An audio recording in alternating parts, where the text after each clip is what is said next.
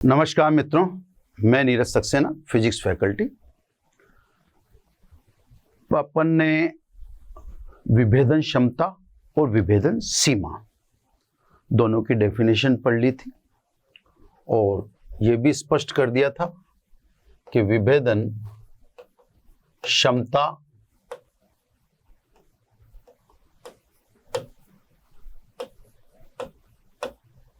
विभेदन सीमा के व्युत्क्रम के बराबर होती है। विभेदन सीमा के व्युत्क्रम के बराबर होती है। डेफिनेशन में एक बार और सुना देता हूं, है ना। विवर्तन जब अपन ने पढ़ा या तरंगों में जब विवर्तन हमने पढ़ा तो हम इस बात को जानते हैं कि प्रकाश तरंग में विवर्तन के कारण कोई भी प्रकाशिक यंत्र हो, उसके द्वारा किसी बिंब का प्रतिबिंब बड़े धब्बे के रूप में प्राप्त होगा। अगर बिंब दो बहुत समीप हो या दो बिंब बहुत समीप हो तो स्वाभाविक है विवर्तन प्रतिरूप बड़े धब्बे के रूप में बनने के कारण उनके प्रतिबिंब का अतिव्यापन हो जाएगा। ऐसे प्रतिबिंबों को पृथक पृथक नहीं देखा जा सकेगा। अतः प्रकाशिक यंत्र की या प्रकाशिक यंत्र द्वारा प्रतिबिंब या समीप स्थित बिंब के प्रतिबिंबों को पृथक पृथक दिखाने की योग्यता को विभेदन क्षमता कहते हैं, यानी रिजॉल्विंग पावर कहते हैं। इसको आरपी से अपन बता सकते हैं, है ना। फिर अपन ने विभेदन सीमा कहा था। विभेदन सीमा एक बिल्कुल अलग चीज है। समीप स्थित बिंबों के बीच की वह न्यूनतम दूरी या कोण जिस पर उनके प्रतिबिंब पृथक पृथक दिखाई दें या जिससे कम पर प्रतिबिंब पृथक पृथक दिखाई न दें, तो बिंबों के बीच की दूरी या कोण, उसको हम कहते हैं विभेदन सीमा, यानी रिजॉल्विंग लिमिट। ये दोनों एक दूसरे के व्युत्क्रमानुपाती होती हैं। मानव नेत्र की अपन ने रिजॉल्विंग लिमिट बता दी थी 1/60 डिग्री, यानी 1 मिनट। ये बताने का मकसद या इस बताने के पीछे हमारा मकसद सिंपल सा था कि भाई मानव नेत्र भी अनलिमिटेड कैपेसिटी वाला नहीं है, उस पे भी आंतरिक दर्शन कोण की एक न्यूनतम लिमिट है।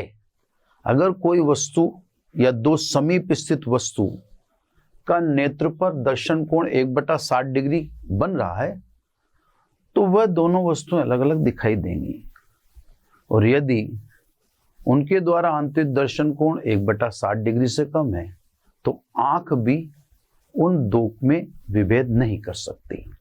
यहां तक का काम अपन ने कर लिया था। अब अपने को दूरदर्शी, है ना, दूरदर्शी की विभेदन सीमा व विभेदन क्षमता, है ना, व विभेदन क्षमता। पहले दूरदर्शी की, फिर सूक्ष्मदर्शी की। क्लियर साहब, है ना। छोटे मोटे कोई न्यूमेरिकल इस पर अटैच भी हो सकते हैं। तो सब दूरदर्शी की विभेदन सीमा प्रकाश की तरंगदैर्घ्य लैम्डा के अनुक्रमानुपाती तथा अभिदृश्यक के द्वारक को आप कैपिटल डी बोल दो, है ना, उसको कैपिटल डी बोल दो। अभिदृश्यक के द्वारक कैपिटल डी के व्युत्क्रमानुपाती होती है, यानी विभेदन सीमा किसकी?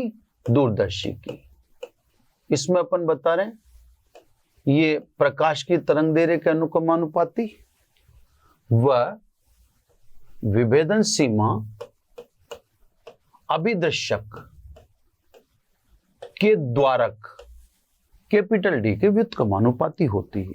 द्वारक की परिभाषा अपन जानते है ना, यानी विभेदन सीमा, दूरदर्शी पढ़ रहे हैं तो दूरदर्शी की है ना, is proportional to lambda upon capital D, या प्रोपोर्शनल हटाए अपन तो दूरदर्शी की विभेदन सीमा ये बराबर 1.22 lambda upon capital D. 1.22 constant है जिसका संबंध रेले से है, वैज्ञानिक रेले से, क्लियर। तथा विभेदन क्षमता, अगर विभेदन क्षमता की बात करें तो विभेदन सीमा का व्युत्क्रम होगा, यानी उल्टा कर दो, डी बराबर डी अपॉन 1.22 लैम्डा, है ना। तो ऊपर आपको बता दी मैंने दूरदर्शी की विभेदन सीमा और नीचे बता दी दूरदर्शी की विभेदन क्षमता, क्लियर। अब इससे कमेंट्स लेते हैं अपन। जैसे अपन बात करें खगोलीय दूरदर्शी की बात करें, है ना, खगोलीय दूरदर्शी।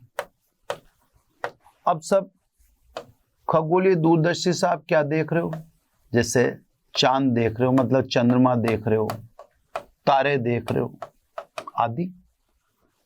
अब चांद तारों से आने वाले प्रकाश की तरंग दे रही है लैम्डा, ये पूर्व निर्धारित है, इसका आप कुछ भी नहीं कर सकते, यानी इसको चेंज नहीं कर सकते, है ना। तो स्वाभाविक लैम्डा पर तो आपका कमेंट्स बनता ही नहीं है। लेकिन अगर आप दूरदर्शी की विभेदन क्षमता बढ़ाना चाहते हो तो आप अभिदृश्यक के द्वारक को बढ़ा दो, है ना। यानी दूरदर्शी की अच्छी विभेदन क्षमता के लिए अभिदर्शक का द्वारक कैपिटल डी बड़ा होना चाहिए। जब हमने किरण प्रकाशिकी पढ़ी थी तो किरण प्रकाशिकी ने भी हमें यही परिणाम दिया था कि साहब अच्छे आवर्धन के लिए, आवर्धन का मतलब अच्छा बड़ा प्रतिबिंब के लिए, अभिदर्शक का द्वारक बड़ा होना चाहिए। इसका परिणाम भी यही है ना। ये तो होगी साहब दूरदर्शी के यानी टेलीस्कोप की बात, क्लियर। ये बात अपन ने कर ली टेलीस्कोप की। अब करेंगे अपन बात माइक्रोस्कोप की, है ना। तो सब अब आ जाएं, अब अपन बात कर लेते हैं सूक्ष्मदर्शी। सूक्ष्मदर्शी की विभेदन सीमा तथा विभेदन क्षमता, है ना। अब हम बात कर रहे हैं माइक्रोस्कोप की, है ना। माइक्रोस्कोप की परिस्थितियां दूरबीन की परिस्थितियों से डिफर करती, अलग होती, अपन ने पढ़ा हुआ भी। ये सब जैसे कोई आपने बिंब ले लिया, वस्तु है ना, ये कह दो साहब वस्तु जिसे आप देख रहे हो, बिंब भी कह सकते हो। ये ले लिया अपन ने अभिदर्शक, है ना, ये अभिदर्शक ले लिया, है ना। देखो इसमें भी एक विशेष बात है, हम अभिदर्शक की बात करते हैं, नेत्रिका की बात नहीं करते ना। तो सब ये अभिदर्शक ऑब्जेक्टिव, ठीक है। अब जो वस्तु है, वस्तु से उत्सर्जित किरणों द्वारा निर्मित शंकु, ये सब में से दिखा दूं आपको, है ना। ये एक सेंटर में ले लें। आप इस बात को समझ लें कि जब हम माइक्रोस्कोप से देखते हैं वस्तु को तो एफ के नजदीक रखना चाहिए। तो आप यही समझ लें कि अपन ने लगभग वस्तु यानी बिंब फोकस पर रखा है ना। जब बिंब फोकस पर तो प्रतिबिंब अनंत पर बनेगा, ये वस्तु है ना। तो प्रतिबिंब अनंत पर बनेगा और अनंत पर प्रतिबिंब के लिए किरणें क्या होनी चाहिए? समांतर हो जाएंगी। बिंब फोकस पर तो प्रतिबिंब अनंत पर। तो ये सीन रहता है। अब इसमें ये कलर कैसा अब लेने पड़ेंगे इसमें ना। इसमें सब ये अल्फा है ना। ये किरणों द्वारा अभिदर्शक पर निर्मित या किरणों से निर्मित शंकु द्वारा आंतरिक कोण है 2α। यह किरण शंकु बनाएंगी, चारों तरफ से आपतित होंगी ना। 3D चित्र के हिसाब से देखो आप, तो ये माइक्रोस्कोप का अभिदर्शक दिखाया। अभिदर्शक का मतलब ऑब्जेक्टिव है ना। अब सब सूक्ष्मदर्शी की विभेदन सीमा यानी रिजॉल्विंग लिमिट, प्रयुक्त प्रकाश की तरंगदैर्घ्य, लैम्डा के अनुक्रमानुपाती, ऐसा ही वहां भी था। वह रिजॉल्विंग लिमिट यानी विभेदन सीमा किरणों द्वारा निर्मित शंकु कोण 2α के व्युत्क्रमानुपाती होती है ना। इसलिए विभेदन सीमा है ना, हिंदी में लिख दूं क्योंकि अपने निबेठे जुगाड़, is proportional to lambda upon 2α है ना। यानी विभेदन सीमा इज इक्वल टू वही रेले कांस्टेंट 1.22 लैम्डा अपॉन 2α। अब सब यदि अल्फा अल्प है तो अल्फा अल्प है तो अल्फा की जगह अपन क्या लिख सकते हैं? Sine alpha. इसलिए दूरदर्शी की विभेदन सीमा ये हम लिख देंगे 1.22 लैम्डा अपॉन 2 और अल्फा की जगह लिख दें अपन साइन अल्फा। अभी तो सब अभिदर्शक और वस्तु के बीच में वायु है जब ये विभेदन सीमा अपन कह रहे। मान लीजिए अभिदर्शक व बिंब यानी वस्तु के बीच में कोई माध्यम हो, वायु न हो, ऐसा माध्यम जिसका अपवर्तनांक n है ना।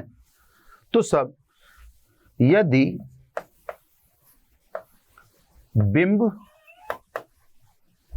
व अभिदर्शक के मध्य उपस्थित माध्यम का अपवर्तनांक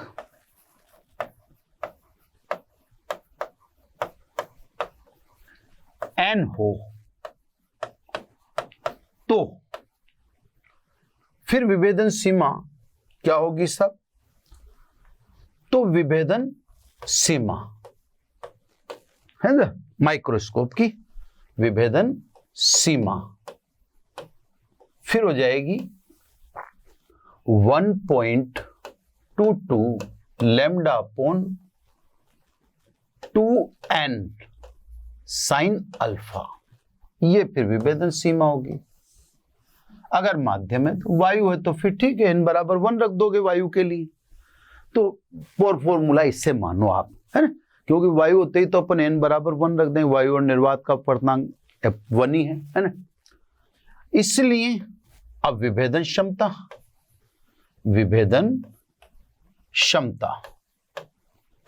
है ना, यानी रिजॉल्विंग पावर। अब रिजॉल्विंग पावर तो इसका जस्ट उल्टा कर दो, यानी 2n sine alpha upon 1.22 lambda. यानी अगर सूक्ष्मदर्शी की बात करें तो सूक्ष्मदर्शी की विभेदन क्षमता अलग है, जो अपने सामने आपको दिखाई दी है ना, चित्र बना के बताई दिया। अब यहां पर समझो, आप सूक्ष्मदर्शी से आप जिस वस्तु को देखते हो वो अदीप्त है। जैसे वायरस देखते हो, बैक्टीरिया देखते हो, डस्ट पार्टिकल देखते हो, गैसीय अणु देखते हो, ये अदृश्य हैं, यानी अदीप्त है। चांद तारे वगैरह की तरह सूक्ष्मदर्शी से देखे जाने वाले वस्तु प्रकाश का उत्सर्जन नहीं करती। जैसे चांद तारों से तो प्रकाश आता है, पर जिसे माइक्रोस्कोप से देख रहे हो वो तो अदीप्त है, उससे तो देखने के लिए प्रकाश आपतित करना पड़ेगा आपको, है ना। तो सब उच्च विभेदन क्षमता के लिए अल्प तरंग दे रहे वो प्रकाश का आपतन करना चाहिए। जैसे मान लो अपन ऐसे देखें, बेनी आह पिनाला, है ना। अब बैंगनी की तरंग दे रहे हैं सबसे कम 3800 एंगस्ट्रॉम, लाल की तरंग दे रहे हैं सबसे ज्यादा 7800 एंगस्ट्रॉम। अब अगर आप माइक्रोस्कोप से यानी सूक्ष्मदर्शी से किसी वस्तु को देख रहे हैं और आपने उच्च तरंग दैर्घ्य का प्रकाश डाला यानी लाल प्रकाश डाला, तरंग दैर्घ्य बढ़ गई, विभेदन क्षमता घट जाएगी। लेकिन अगर आपने बैंगनी रंग का प्रकाश वस्तु पर डाला तो तरंग दैर्घ्य कम है, विभेदन क्षमता सूक्ष्मदर्शी की बढ़ जाएगी। तो आपसे कोई ऑब्जेक्टिव, जैसे कंपटीशन वगैरह में ऑब्जेक्टिव में पूछ सकते हैं कि साहब ये दो प्रकाश, अब जैसे मैंने तो लाल और इसका एग्जाम्पल दिया बैंगनी का, कोई और भी एग्जाम्पल दे सकता है। तो आपसे पूछा जा सकता है कि कौन सा निम्न में से कौन सा प्रकाश डालने से सूक्ष्मदर्शी की विभेदन क्षमता उच्च होगी, तो आप बेनी आह पिनाला लिख देना। अब वो जो चार ऑब्जेक्टिव होंगे, जैसे मान लो ऑब्जेक्टिव दे दिया नारंगी, हरा, आसमानी, नीला, ये चार ऑब्जेक्टिव में दे दिए। ये एक ऑप्शन दे दिया, ये दो ऑप्शन दे दिया, ये तीन ऑप्शन दे दिया और ये चौथा ऑप्शन दे दिया कि साहब निम्न में से कौन सा प्रकाश का उपयोग करने पर सूक्ष्मदर्शी की विभेदन क्षमता अधिक होगी। तो जिसकी तरंग दैर्घ्य कम है वो नीला है, तो आपका आंसर होगा नीला प्रकाश डाल, क्योंकि आपको दे ही चार ऑप्शन है और इन चार ऑप्शन में सबसे कम तरंग दैर्घ्य किसकी है, नीले रंग की। ठीक है ना। तो ये विभेदन क्षमता और विभेदन सीमा दोनों की आ गई, सूक्ष्मदर्शी की भी आ गई और दूरदर्शी की आ गई। इसमें एक चीज मैं आपको जुगाड़ वाली बात बता दूं जिसका आप कभी भी इस्तेमाल कर सकते हैं। रेले के अनुसार ये सब, ये 1.22 जो अपन कांस्टेंट लगा ले, रेले का ही दुआ, रेले कसौटी वगैरह से निकला हुआ कांस्टेंट है ना। तो रेले के अनुसार यदि प्रयुक्त प्रकाश की तरंग दैर्घ्य लैम्डा व लेंस का द्वारक कैपिटल डी है, तो विभेदन सीमा या न्यूनतम विभेदन theta minimum is equal to 1.22 lambda upon capital D. तो ये जनरल फॉर्मूला भी आप काम में ले सकते हो। इसमें आपको क्या बता दिया, लैम्डा प्रकाश की तरंग दैर्घ्य है ना, और डी प्रयुक्त प्रकाश की तरंग दैर्घ्य है। दोबारा बोल देता हूं, है ना। प्रयुक्त प्रकाश की तरंग दैर्घ्य लैम्डा, वह अभिदर्शक का द्वारक, है ना। इसमें नेत्रिका का नहीं, क्योंकि अभिदर्शक बना के दे रहा है, नेत्रिका तो अभिदर्शक जैसा बना के देगा, नेत्रिका तो उसे बड़ा करके देख लेगी, है ना। तो विभेदन क्षमता और सीमा अभिदर्शक पर एप्लीकेबल है, नेत्रिका तो उनको दिखाएगी, इसे बड़ा करती है नेत्रिका तो, है ना। तो सब कहने का मेरा मतलब है कि यदि प्रयुक्त प्रकाश की तरंग दैर्घ्य लैम्डा है, वह अभिदर्शक का द्वारक कैपिटल डी है, तो स्वाभाविक रूप से रेले के अनुसार मिनिमम विभेदन सीमा ये होगी। तो इस फॉर्मूले का भी आप इस्तेमाल कर सकते हो। हालांकि ये फॉर्मूला और अगर आप देखो दूरदर्शी की विभेदन सीमा दोनों एक ही है। देखो ये है ना, वही चीज है, तो आप डायरेक्ट उसका इस्तेमाल भी कर सकते हो, रेले ने प्रदान किया है। अब साहब इसके बाद एक और चीज, विवर्तन के कारण उत्पन्न होने वाली समस्याओं का डिस्कशन कर रहे हैं। तो विभेदन क्षमता और विभेदन सीमा, यह भी विवर्तन के कारण उत्पन्न होने वाली समस्याओं में से एक था। अब एक और है ना, किरण प्रकाशिकी की वैधता, है ना, यह भी एक छोटा सा टॉपिक है, इसको भी समझो आप, यह भी काम की चीज है। किरण प्रकाशिकी की वैधता, वैधता अब देखो कैसे जैसे भी लिखते हैं वो आप समझ लो, यानी फ्रेनल दूरी। अब पहले तो इसकी बात का अर्थ समझ लो, फ्रेनल दूरी है ना, Z और ये F ऐसे लिख देते हैं। अब पहले इसकी बात को थोड़ा सा अपन समझ लें, है ना, किरण प्रकाशिकी की वैधता यानी फ्रेनल दूरी, ठीक है साहब। अब देखो, हमने किरण प्रकाशिकी में प्रकाश का पथ सरल रेखीय माना है और प्रकाश के पथ को सरल रेखीय मानकर परावर्तन को एक्सप्लेन किया है, अपवर्तन को एक्सप्लेन किया है, दूरबीन बनाया है, सूक्ष्मदर्शी बनाया, सब में किरणें सीधी थी। लेकिन जब विवर्तन इंट्रोड्यूस हो गया तो विवर्तन ने तो बता दिया कि प्रकाश किनारों से टकराकर मुड़ जाता है, तो इसका मतलब प्रकाश किरण सीधी सरल रेखा में नहीं चलती है, यानी प्रकाश किरण के लिए ऐसी भी सिचुएशन है जब वो सीधी रेखा में नहीं चलेगी। तो फिर अब हम किरण प्रकाशिकी को किस दूरी तक एप्लीकेबल माने, यानी कहां तक प्रकाश सरल रेखा में चलेगा, क्योंकि विवर्तन ने तो क्लियर कर दिया कि प्रकाश अवरोधक या द्वारक के तीखे किनारों से टकराकर मुड़ जाता है, इस घटना को विवर्तन कहते हैं। तो विवर्तन के अनुसार तो प्रकाश सरल रेखा में नहीं चलेगा, तो मुड़ जाएगी किरण, तो किरण मुड़ गई तो फिर किरण प्रकाशिकी कहां रही।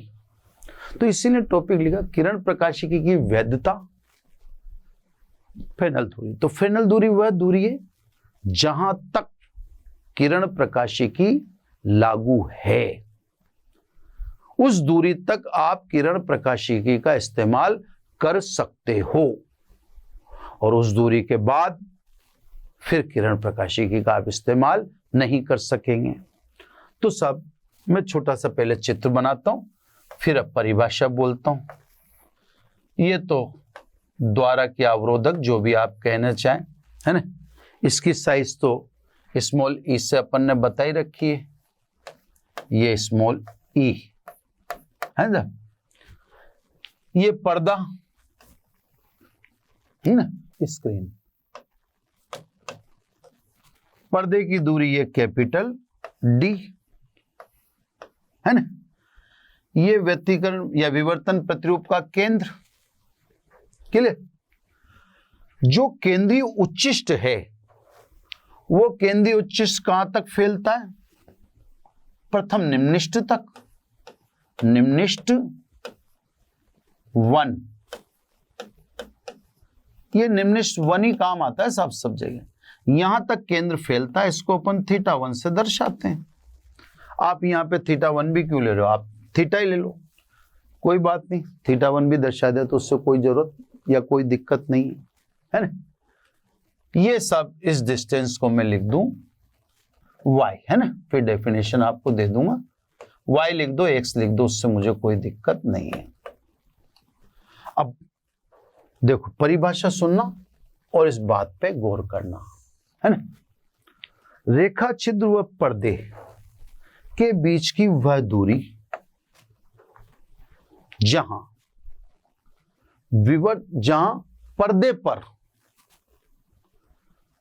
विवर्तन प्रतिरूप का केंद्रीय उच्चिष्ट, यानी विवर्तन प्रतिरूप में प्रकाश का केंद्र से फैलाव y रेखा छिद्र के आकार के बराबर हो जाए, उस दूरी को हम फ्रेनल दूरी कहते हैं, और वहां तक हम प्रकाश को सरल रेखा में संचित मानेंगे, यानी वहां तक किरण प्रकाशिकी लागू रहेगी, है ना।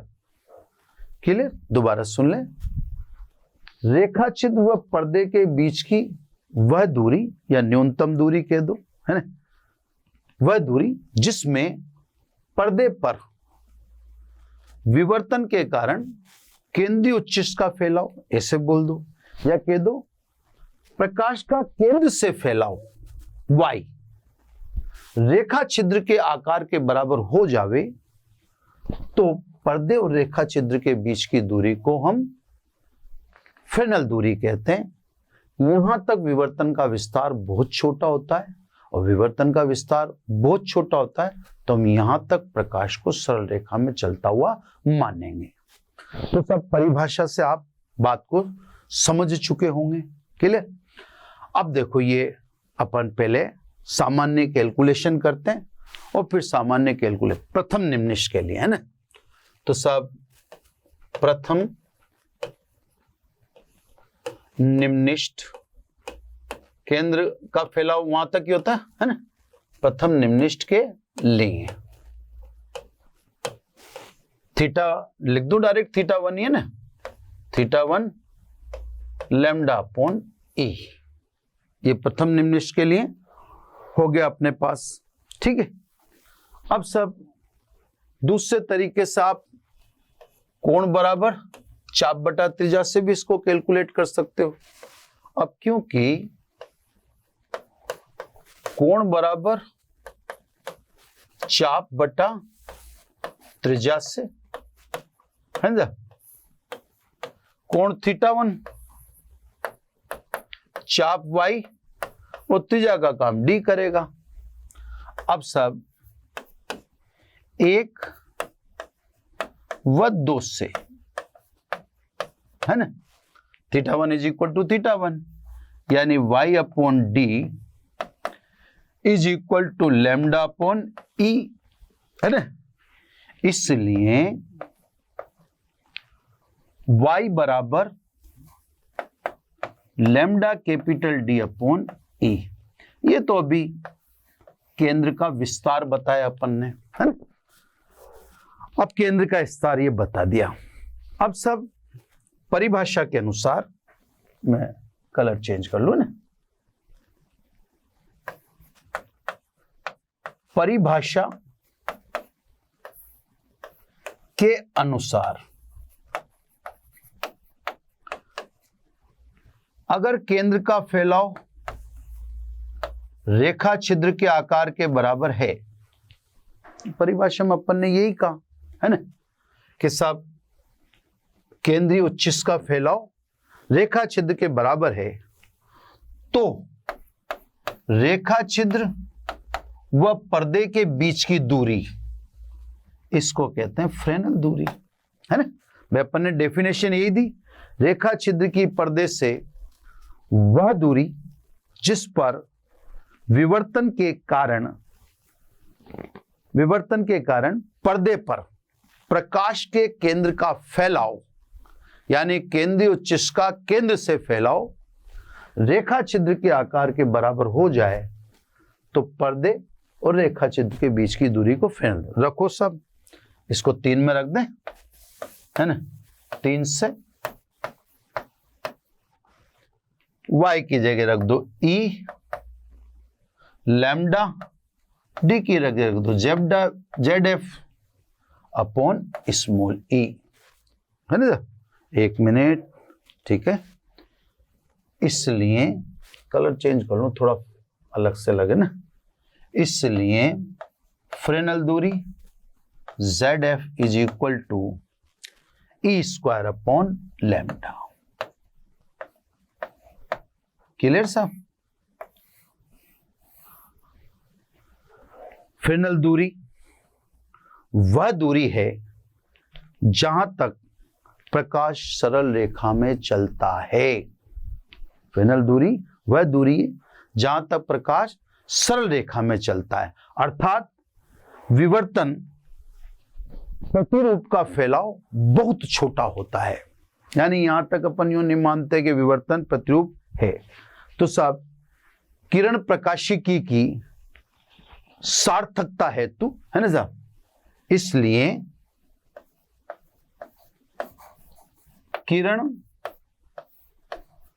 प्रकाशिकी की सार्थकता के लिए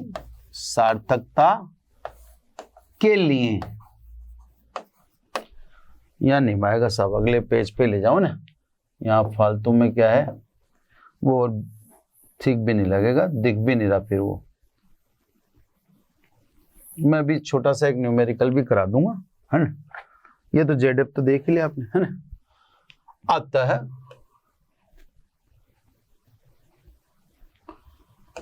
है किरण प्रकाशिकी की सार्थकता के लिए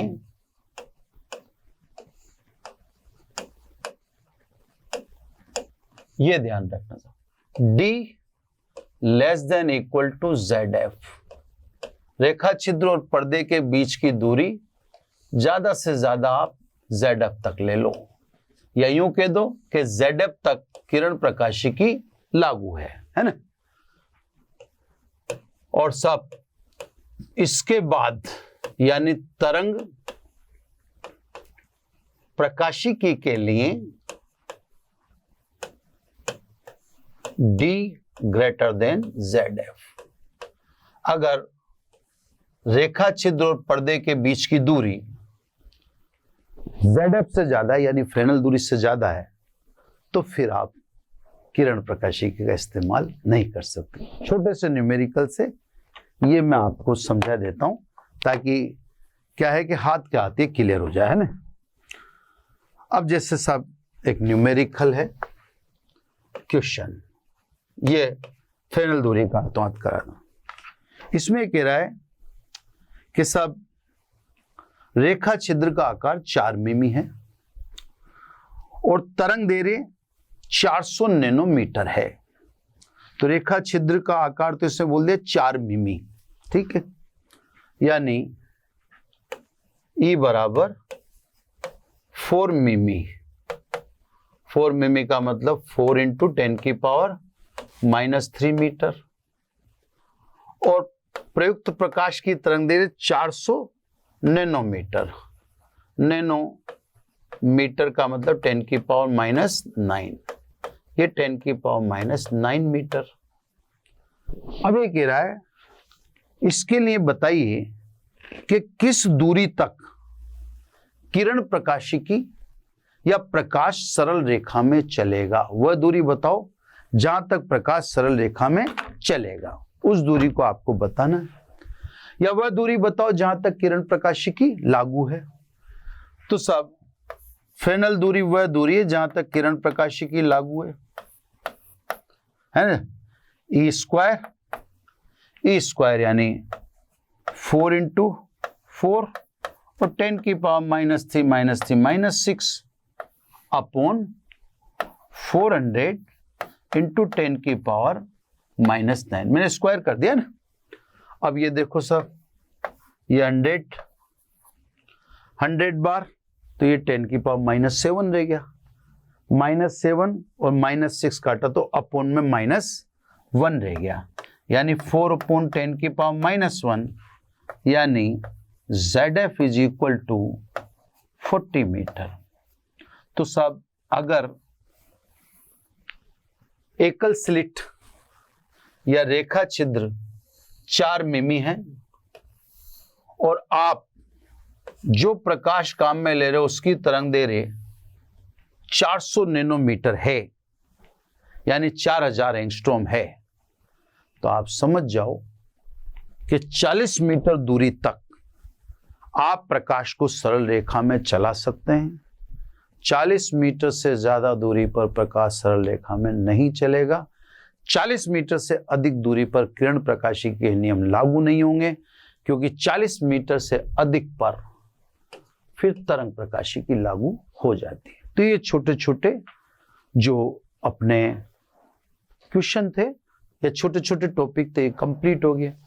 अब अपन विवर्तन पर देखो विभेदन क्षमता विभेदन सीमा पे तो थ्योरेटिकल न्यूमेरिकल मिलते हैं अपने को ज्यादातर, है ना। तो अब अपन क्या नाम से न्यूमेरिकल विवर्तन वाले पहले देख ले। विवर्तन वाले भी कोई ज्यादा बड़े बड़े न्यूमेरिकल नहीं मिल रहे, विवर्तन वाले भी न्यूमेरिकल छोटे छोटे ही हैं, लेकिन पहले विवर्तन वाले न्यूमेरिकल अपन ले लेते हैं, छोटे छोटे ही ले रहे हैं ना, ज्यादा बड़े तो हैं भी नहीं, है ना। और फिर बाद में देखेंगे विभेदन क्षमता विभेदन सीमा वाले भी मिलेंगे तो वो भी कर लेंगे, लेकिन उसमें मैंने देखा थ्योरेटिकल, है ना। तो विवर्तन पर आधारित न्यूमेरिकल कर लेते हैं। चलो साहब, है ना। अब ध्रुवणी पढ़ना अपने को, किताब में है नहीं तो मेरे को अलग से व्यवस्था करनी पड़ी इनकी। चलो साहब इनको करते हैं। एक स्लिट की चौड़ाई ई है, ठीक है, ई मानते अपन, एवं श्वेत प्रकाश से प्रकाशित किया गया है। लाल प्रकाश लैम्डा बराबर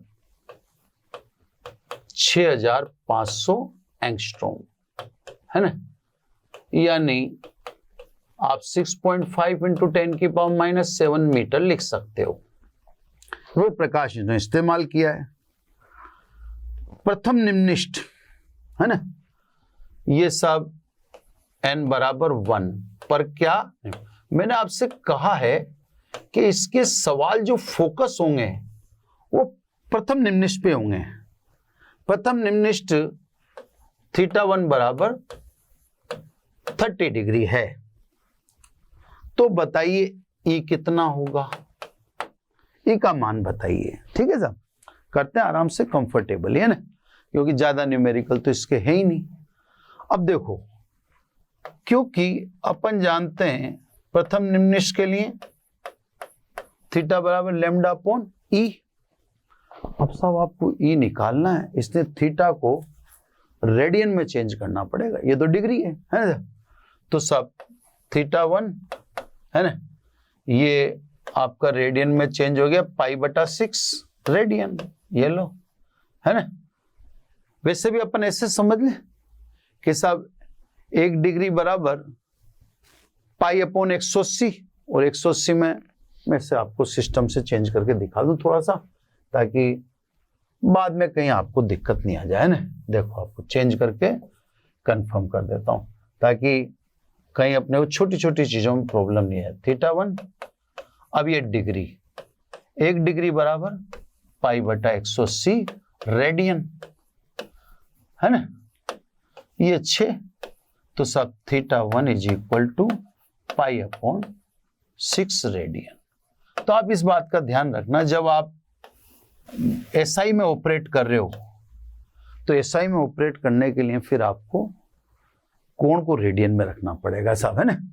तो साहब अतः E = लैम्डा अपॉन θ1, है ना, वैल्यू पुट कर दें। लैम्डा तो अपना 6.5 इंटू 10⁻⁻7, है ना। ई की वैल्यू आपके सामने, तो पाई को तो मैं लिख दूं 3.14 और ये 6 को ऊपर ले जाएं। ये सब अभी तो मीटर में ही चल रहा है, इसको कैलकुलेट कर देता हूं मैं तुरंत, है ना। ये आंसर किस में मांग रहा है, हाँ मीटर में ही मांग रहा है सब, है ना। तो इसको अपन कर देते हैं को, है ना। तो 6.5 इंटू 6 के लिए इसमें अपन 3.14 से डिवीजन दे देते हैं, ये कर दिया, तो ये 12.42 है ना। ये आ रहा है साहब 12.42 इंटू 10⁻⁻7, यानी अपन इसे कह दें 1.24, है ना। 10⁻⁻6 मीटर, और -6 मीटर को बोलते हैं माइक्रोन, तो ये माइक्रोमीटर बोल दो, है ना। यानी इसका आंसर 1.24 माइक्रोन आ रहा है। ठीक है साहब, तो विवर्तन से रिलेटेड क्वेश्चन था, और लेते हैं अभी, है ना। एक जैसे नहीं लेंगे, अलग अलग लेंगे, है ना। क्वेश्चन, नेक्स्ट क्वेश्चन है 6328 एंगस्ट्रॉम, है ना। अब ये कोणीय चौड़ाई वाला आ गया ना। लैम्डा इसने बता दिया 6328 एंगस्ट्रॉम, है ना। अब आप समझ ही होंगे 3 to 8 क्लियर। एंगस्ट्रॉम का मतलब 10 की पावर -7, मतलब -10 था, 3 जीरो इधर से दे दी मैंने, है ना क्लियर। 0.2 मिमी चौड़ाई की झिर्री है, झिर्री की चौड़ाई 0.2 मिमी, मिमी का मतलब वही अपन समझते हैं, है ना। अब ये केंद्रीय उच्चिष्ट की कोणीय चौड़ाई बताओ, अलग अलग सवाल है अपने पास। अब केंद्रीय उच्चिष्ट की कोणीय चौड़ाई का फॉर्मूला क्या था साहब? अब देखो, मान लो आपको फॉर्मूला याद भी नहीं रहता तो आपको ये तो सीन तो याद होगा ना। अब अपन जानते हैं θ1 lambda upon E plus θ1 lambda upon E, तो थीटा कितना हो गया 2 लैम्डा अपॉन ई। अब आंसर किस में मांग रहा है? आंसर डिग्री में मांग रहा है ना।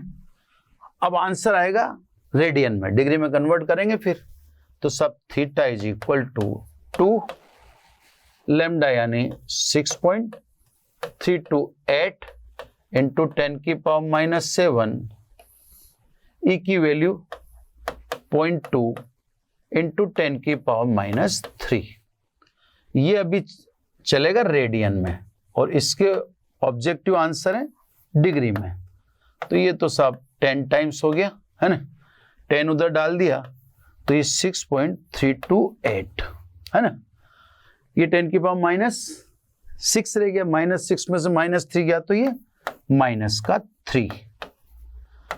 अब रेडियन को डिग्री में बदलना है, तो सब अपन जानते हैं pi radian is equal to 180 degree, है ना। तो 1 रेडियन बराबर 180 बटा पाई, तो ये सब 180 बटा पाई यानी 3.14। अब ये किस में बदल गया, है ना, डिग्री में चेंज हो गया, क्योंकि डिग्री में आंसर दे रहा है ये। अब डिग्री में चेंज हो गया तो इसको घटाकर मैं कैलकुलेटर से तुरंत कर देता हूं ताकि अपने को आंसर दिख जाए। तो 6.328 थोड़ा सा मिस्टेक हो जाए तो आप करते रहना कैलकुलेट, इंटू 180 इसमें डिवीजन करना है अपने को 3.14 का, ये आता है 362.75, है ना। Theta is equal to 362.75 into 10 की पावर -3, तो अब 1000 का भाग दे लेंगे तो ये 0.36 डिग्री लिख दो, और क्या, है ना साहब। तो ये डिग्री में इतना आएगा 0.36 डिग्री, ठीक है साहब। ये सब इसका आंसर आ गया। और ले लेते हैं, अपने पास सफिशिएंट टाइम है ना, तो विवर्तन के अपन हर चीज को कवर कर लेंगे जितने। रेखीय चौड़ाई आ गई साहब, रेखीय चौड़ाई भी ले लो, है ना। अगला क्वेश्चन कहता है 0.15 सेमी चौड़ाई की एक स्लिट, तो स्लिट की चौड़ाई 0.15 सेंटीमीटर, मीटर में कन्वर्ट करनी पड़ेगी साहब, है ना। तो ऐसा करते हैं कि 0.15 है ना, तो 2 जीरो तो इसकी उतरी और 100 का भाग और देंगे, तो इसको मैं लिख देता हूं 15 इंटू 10 की पावर -4 मीटर, है ना। ये तो सब रेखा छिद्र की चौड़ाई है। पर्दे की दूरी 2.1 है, कैपिटल डी 2.1 मीटर है ना। इससे जिस तरंग दैर्ध्य से प्रकाशित किया गया वो लैम्डा इसने दे रखा है 5 इंटू 10 की पावर -5 सेंटीमीटर। सेंटीमीटर को साहब मीटर में चेंज कर दिया ये मैंने, क्लियर। यानी लैम्डा इज इक्वल टू हो गया 5 इंटू 10 की पावर -7 मीटर। अब ये कह रहा है ये चीजें ली तो केंद्रीय उच्चिष्ट की चौड़ाई बताओ। अब ये रेखीय चौड़ाई पूछ रहा है, इस बार इसने जो पूछा वो रेखीय चौड़ाई पूछी। अब रेखीय चौड़ाई में अपने को सब ध्यान नहीं है बाय द वे, है ना। तो रेखीय चौड़ाई में कोण बराबर चाप बटा त्रिज्या यानी 100 अपॉन डी, बराबर लैम्डा अपॉन ई। तो x बराबर आता है अपने पास लैम्डा डी अपॉन ई, और इसका दुगना कर लो तो केंद्रीय उच्चिष्ट की चौड़ाई रेखीय चौड़ाई आती है ना। इसलिए केंद्रीय उच्चिष्ट की रेखीय चौड़ाई, डबल कर लेते हैं, 2x is equal to 2 lambda D upon small A. आपको ये भी ध्यान होना चाहिए, डी की जगह एफ भी रख सकते हैं अपन, है ना। चलो सब, तो 2 लैम्डा कितना 5 इंटू 10 की पावर माइनस 7, कैपिटल डी 2.1 ही है ना, क्योंकि थोड़ा सा वोड लग रहा है इसने पूरे, इंटू 2.1 अपॉन ई, है ना। ई की वैल्यू इसने दे दी 15 इंटू 10 की पावर माइनस 4। तो सब ये तो 3 टाइम्स हो ही गया, है ना। चलो ये भी 0.7 बार फर्स्ट क्लास कैंसिल हो गया, 0.7 इंटू 2 तो ये 1.4 तो आ गया, सब संख्या तो ये बची। अब ये 10 की पावर माइनस 3 मीटर, तो इसको अपन बोल दें 1.4 मिलीमीटर, क्योंकि 10 की पावर माइनस 3 घात का नाम है। तो सब इसके ऑप्शन में 1.4 मिमी आंसर है, ठीक है साहब। ये आंसर आ गया। फराना पर में तो ठीक है, विवर्तन निम्निष्ठ के लिए विवर्तन कोण तो ये तो कर ही चुके अपन, है ना, कि निम्निष्ठ के लिए विवर्तन कोण कितना होगा, तो प्रथम निम्निष्ठ के लिए विवर्तन कोण वही थीटा बराबर लैम्डा अपॉन ई, ये ले चुके अपन, इसलिए अपन नहीं लेंगे। नेक्स्ट में वही अपने को ई दे रखा है, लैम्डा दे रखा है, पर्दे की दूरी, केंद्रीय फ्रिंज की चौड़ाई, ये भी अपन ने कर लिया। जो अपन ने कर लिया वो अपन ले नहीं रहे दोबारा, है ना, अपन वो वाले ले रहे हैं जो अपन ने नहीं किए। ये सब एक देखो, ये वाला अपन ने नहीं किया तो ये वाला अपन लेते हैं, है ना। जो अपन ने नहीं किए उस टाइप वाले ही लेंगे अपन। क्वेश्चन बुक में भी देख लूंगा, वैसे मेरे को याद नहीं है कि बुक में होंगे इसके सवाल। एक समतल तरंगाक लैम्डा बराबर 6 इंटू 10 की पावर माइनस 7, तो lambda is equal to 6 into 10 की पावर माइनस 7 मीटर, है ना। तथा 0.4 मिमी चौड़ाई की झिर्री की चौड़ाई 0.4 मिमी, है ना, यानी 0.4 मिमी को वही 10 की पावर माइनस 3, ठीक है साहब। अब ये कह रहा है कि सब झिर्री के पीछे रखा 0.8 मीटर फोकस दूरी का उत्तल लेंस, मैंने आपसे कहा था ना कैपिटल डी की जगह एफ लिख सकते हैं, तो फोकल लेंथ कितनी बताई इसने, झिर्री के समीप रखा है साहब, ये ना 0.8 मीटर फोकस दूरी का उत्तल लेंस है, उत्तल लेंस की फोकस दूरी धनात्मक। द्वितीय उच्चिष्ट का रेखीय व्यास बताओ, है ना साहब। अब देखो, ये पहली बार मैंने आपसे कहा था कि प्रथम निम्निष्ठ के अलावा कुछ जरूरत नहीं पड़ती, पर ठीक है अब आ गया, है ना। अब देखो, अपन ने एन कोटि के उच्चिष्ट के लिए, है ना, कोणीय स्थिति बताई थी, थीटा एन बराबर 2n + 1 lambda capital D upon 2e। मुझे तो यही ध्यान है ना कि साहब अपन ने ये, सॉरी उसमें थीटा ही बताया था साहब, है ना। एक मिनट, अभी कोणीय स्थिति बता रहे हैं ना अपन, तो कोणीय स्थिति बता रहे हैं तो ये डी हटा लो, है ना, ये बताया था साहब अपन ने, ठीक है, बिल्कुल सही है। अब ये क्या पूछ रहा है, द्वितीय उच्चिष्ट का रेखीय व्यास, यानी द्वितीय उच्चिष्ट की रेखीय चौड़ाई पूछ रहा है ये, क्लियर। तो सब अब वो एडजस्ट करना पड़ेगा, है ना। तो सब इसलिए n बराबर 1 के लिए, यानी प्रथम उच्चिष्ट के लिए। थीटा 1 बराबर आ गया सब, यहाँ 1 रख दोगे, है ना, सॉरी द्वितीय कि कौन सा उच्चिष्ट, द्वितीय उच्चिष्ट, n बराबर 2, n बराबर 2 के लिए देखना है सब, है ना। तो n बराबर 2 के लिए इसको थीटा 2 कर देता हूं। 2 2 जा 4 यानी 5/2 λ/e। अब ये कोणीय स्थिति पूछता होता तब तो आप इससे, पर इसने पूछा रेखीय व्यास, इसने कोणीय स्थिति नहीं पूछी, इसने रेखीय व्यास पूछा। तो क्योंकि हम जानते हैं कोण बराबर चाप बटा त्रिज्या।